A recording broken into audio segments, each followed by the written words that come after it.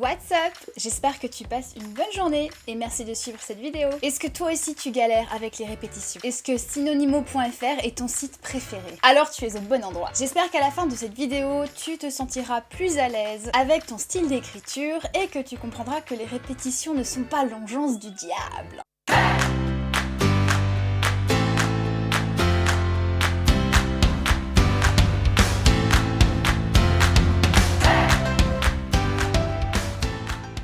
Moi, c'est Amandine Peter, autrice de science-fiction et de fantasy depuis 2017. J'ai publié 6 romans, bientôt 7, autant en maison d'édition qu'en auto-édition. Et mon roman La couleur de nébuleuse a été finaliste au prix des plumes francophones en 2020 et parmi les 25 sélectionnés au PLIB 2022. J'aime écrire des romans immersifs et c'est ce que j'essaye de transmettre aussi dans mes conseils d'écriture. Une écriture dynamique et addictive pour happer le lecteur dans une expérience de lecture. Alors, on commence par commencer avec les répétitions. En premier lieu, je vais te parler des prénoms des personnages. C'est normal, il y a des moments dans le récit où le prénom d'un personnage est amené à être répété. Et on a tendance à croire que c'est mal, que si on répète le prénom du personnage plus d'une fois par page, c'est qu'on manque de vocabulaire et qu'on est un mauvais écrivain. Flash news!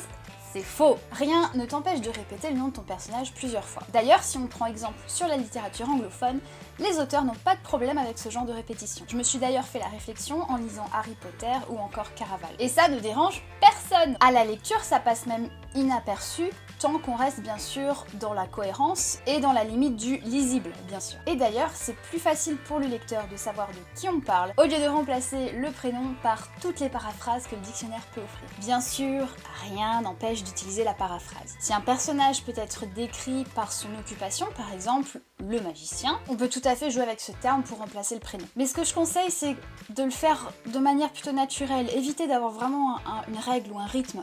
Le prénom, le magicien, le prénom, le magicien. Ça peut se voir, on peut s'en rendre compte à la lecture et ça peut devenir lassant. Et je conseille aussi de réduire au maximum le nombre de différentes paraphrases que tu vas utiliser pour décrire ton personnage. Le jeune homme, le magicien, le fils de truc, le porteur de la prophétie, le frère de la tante de l'oncle qui était lui aussi magicien. Pourquoi? Parce que d'une, ça alourdit le récit, et de deux, en tant que lecteur, surtout des lecteurs comme moi qui avons une capacité de concentration plutôt réduite, on se perd et on oublie en fait à qui on fait référence. Alors qu'avec le prénom, c'est immédiat et on ne sort pas du récit. En conclusion, n'aie pas peur d'utiliser le prénom de ton personnage plusieurs fois et n'utilise pas trop de paraphrases au risque d'alourdir ton récit. Numéro 2, les répétitions dans les incises. Une incise, c'est le verbe dans le dialogue qui indique qui parle et la façon dont il parle. Alors là encore, dans l'écriture anglophone, c'est complètement l'inverse. On utilise said tout le temps et à toutes les sauces. Et ça ne dérange personne. Pourquoi? Parce que le mot said est invisible. Notre cerveau passe dessus sans même le remarquer et ne retient que l'information. Alors, c'est difficilement applicable dans l'écriture française, bien sûr, parce que pour le coup, ça ferait vraiment bizarre. Mais quand je lis mille et une façons, en fait, d'éviter le verbe demander, sans qui questionna, s'interrogea, requis, quémanda, sollicita. Ça me gonfle parce que ces mots sont souvent plus compliqués et plus longs, mais je remarque aussi que l'auteur volontairement essaye de varier les mots et sait utiliser un dictionnaire des synonymes. Et du coup, c'est forcé, et du coup, ça s'en ressent à la lecture. Alors, j'offre une petite parenthèse, chacun son style, et on a tout à fait le droit de jouer avec les mots. Mais comme je l'ai précisé en début de vidéo, mes conseils à moi s'appliquent à une écriture plutôt immersive où les mots sont au service de l'histoire et pas l'inverse. Mon but en écrivant, c'est que le lecteur oublie qu'il est en train de lire. Et je pense au fond qu'écrire avec ses propres mots est plus puissant que de montrer qu'on connaît le contenu du dictionnaire. Mais si ça ne s'applique pas à ta méthode, c'est tout à fait ok, il n'y a aucun mal et il y a beaucoup de lecteurs qui adorent la prose soutenue.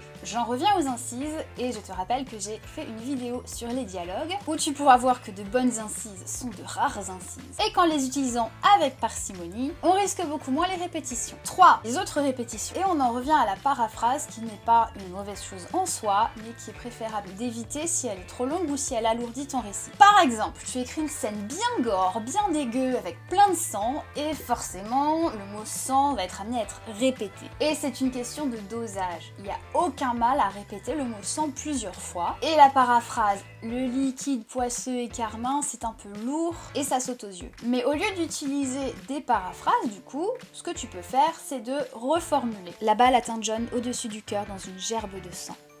Il baissa la tête alors que le sang se répandait déjà sur sa chemise. On peut reformuler par: la balle atteint John au-dessus du cœur dans une gerbe de sang. Il baissa la tête alors que sa chemise prenait déjà une teinte écarlate. Par l'image de la chemise qui s'imbibe, on voit tout de suite et on comprend tout de suite qu'on parle du sang et pourtant on n'a pas répété le mot sang. Pour éviter les répétitions, au lieu d'insérer des paraphrases à rallonge, on reformule. Numéro 4. Les répétitions volontaires. Parfois, les répétitions font partie du style voulu par l'auteur, pour insister sur un élément ou une action, pour insuffler de l'humour ou pour marteler un message de façon ironique. J'ai un exemple pour vous, tiré de Engrenages et sortilèges de Adrien Thomas. Grise n'était pas beaucoup plus enthousiaste à l'idée de pénétrer dans une bicoque effrayante, au cœur d'un quartier effrayant, juste parce qu'un automate effrayant le leur ordonnait. Là, le mot effrayant donne un rythme et sert aussi à appuyer le caractère effrayant de la situation avec une pointe d'humour. Et la phrase n'aurait pas du tout eu le même impact si elle avait été « Grise n'était pas beaucoup plus enthousiaste à l'idée de pénétrer dans une bicoque effrayante, au cœur d'un quartier lugubre, juste parce qu'un automate inquiétant le leur ordonnait ». Cette seconde phrase pour moi est beaucoup plus lourde et elle n'a pas du tout le même impact humoristique. Je vous partage aussi cet exemple de Ugly Love de Colleen Hoover. Alors c'est en anglais, mais vous comprendrez le principe. I have always enjoyed kissing the girls I've kissed in the past, but only because I was attracted to them. It didn't really have anything to do with them in particular.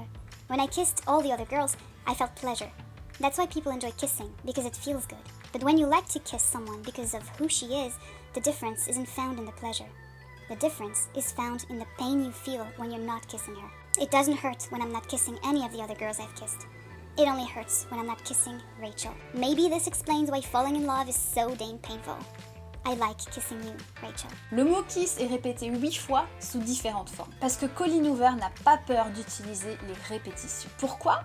Elle les utilise toujours dans un but précis. Ici, c'est pour insister sur l'obsession du personnage et sur son envie d'embrasser la fille dont il est amoureux. Et pendant les passages du livre où elle montre à quel point il est amoureux, les répétitions sont très présentes. C'est simple, quand on est amoureux, on en perd son vocabulaire. On est en admiration et on oublie les mots.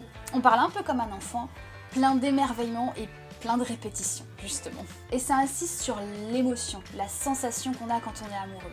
Au-delà de la perfection de la prose, on ressent quelque chose en fait. Et ça, c'est exactement ce que j'adore lire. Pour conclure, on a le droit de répéter les prénoms des personnages, et plusieurs fois, oui, on a le droit de répéter des verbes simples dans des incises. On peut reformuler les phrases au lieu d'utiliser des paraphrases à rallonge, et on peut aussi se servir des répétitions dans un but stylistique pour faire passer un message. Et voilà, c'est tout pour aujourd'hui. J'espère que cette vidéo t'aura été utile et t'aidera à ne pas te prendre trop la tête avec les répétitions. J'ajoute un point crucial. Avoir des bêta-lecteurs te permet aussi de détecter les mauvaises répétitions, celles qui n'apportent rien, celles qui sont lourdes. N'hésite pas à t'entourer de bêta-lecteurs qui vont te pointer ces répétitions, parce que même au bout de 15 milliards de relectures, on passe toujours à côté, et c'est normal. Si tu veux lire mes romans et suivre mes réels super instructifs sur Instagram, les liens sont dans la description. Je te souhaite une excellente journée, merci d'avoir suivi cette vidéo et à la prochaine. Je me suis d'ailleurs fait Alors là encore dans l'écriture... Alors, c'est difficilement applicable... Il baissa la tête alors que le sang se répandait déjà sur sa... En conclusion, n'est pas...